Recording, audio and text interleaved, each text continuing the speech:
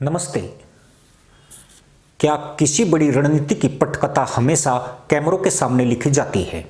क्या हर कूटनीतिक कदम press release और रेड कारपेट के बीच ही उठाया जाता है, या फिर असली चालें तब चली जाती है जब दुनिया सो रही होती है और पड़ोसी देश सिर्फ अफवाहों के सहारे अनुमान लगाने को मजबूर हो जाते हैं?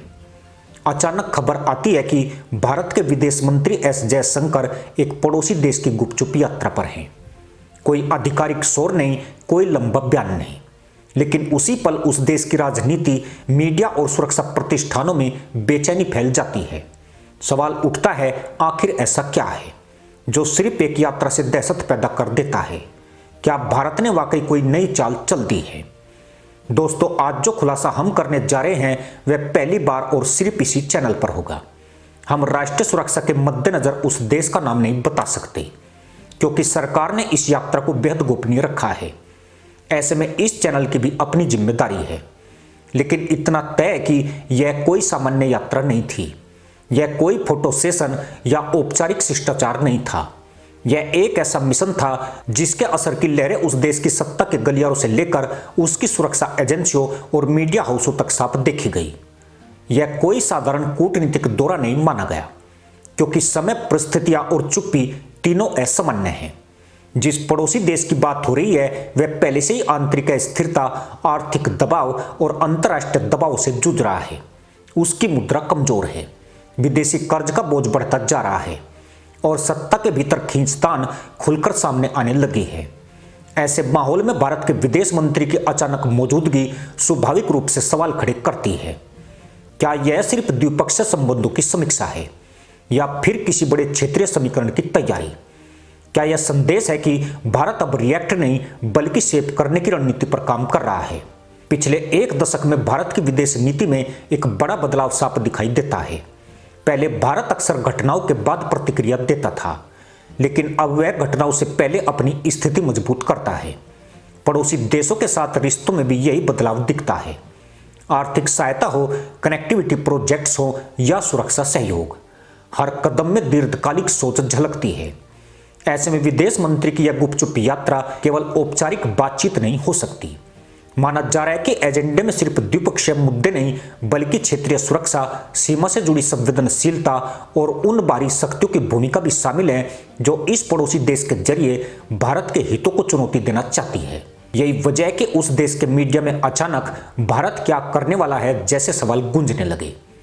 कुछ अखबारों ने इसे दबाव की रणनीति बताया, कुछ ने इसे चेतावनी करार दिया। सोशल मीडिया पर अफवाहें तैरने लगी कि भारत किसी बड़े फैसले की तैयारी में है। सच्चाई चाहे जो भी हो, लेकिन इतना तय कि भारत की चुप्पी ने पड़ोसी देश की बेचैनी को कई गुना बढ़ा दिया। कूटनीति में अक्सर शब्दों से ज्यादा असर चुप्पी का होता है और भारत ने इस खेल को बखूबी समझ लिया है। इस पूरी कहानी को अगर व्यापक संदर्भ में देखें तो साफ होता है कि यह यात्रा ऐसे समय हुई है जब वैश्विक शक्ति संतुलन तेजी से बदल रहा है। अमेरिका और चीन के बीच तनाव, रूस यूक्रेन युद्ध के बाद नई ध्रुवीकरण की राजनीति और हिंद प्रशांत क्षेत्र में बढ़ती सैन्य गतिविधियां, इन सब के बीच दक्षिण एशिया का महत्व अचानक बढ़ गया है। भारत इस क्षेत्र में खुद को एक स्थिर, भरोसेमंद और निर्णायक शक्ति के रूप में स्थापित करना चाहता है। पड़ोसी देशों के लिए यह संदेश साफ है कि भारत अब केवल भूगोल की वजह से महत्वपूर्ण नहीं बल्कि रणनीतिक दृष्टि से भी केंद्रीय भूमिका निभा रहा है।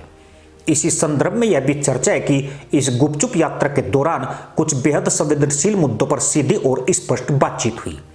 भारत का रुख पहले की तरह कूटनीतिक शिष्टाचार तक सीमित नहीं रहा। संदेश में साफ बताया गया कि भारत की सुरक्षा, उसके हित और उसकी सीमाओं से जुड़े मामलों पर कोई समझौता नहीं होगा। यह भी संकेत दिया गया कि अगर पड़ोसी देश ने अपने यहाँ भारत विरोधी तत्वों को खुली छूट दी तो उसके परिणाम केवल बयानबाजी तक सीमित नहीं रहेंगे। यही बात शायद उस देश के सत्ता गलियारों में डर की वजह बनी। इस यात्रा का एक और पहलू भी उतना ही अहम है, आर्थिक कूटनीति। जिस पड़ोसी देश की अर्थव्यवस्था संकट में है उसके लिए भारत एक बड़ा व्यापारिक और रणनीतिक साझेदार है। ऊर्जा, ट्रांजिट, व्यापार और निवेश, इन सब क्षेत्रों में भारत की भूमिका निर्णायक हो सकती है। ऐसे में भारत का यह संकेत कि सहयोग, सम्मान और पारदर्शिता के साथ ही आगे बढ़ेगा अपने आप में दबाव का काम करता है। यह कोई खुली धमकी नहीं बल्कि शर्तों के साथ दोस्ती का प्रस्ताव है और यही आधुनिक कूटनीति का सबसे असरदार हथियार माना जाता है। भारत के भीतर भी इस यात्रा को लेकर दिलचस्प माहौल बन रहा है।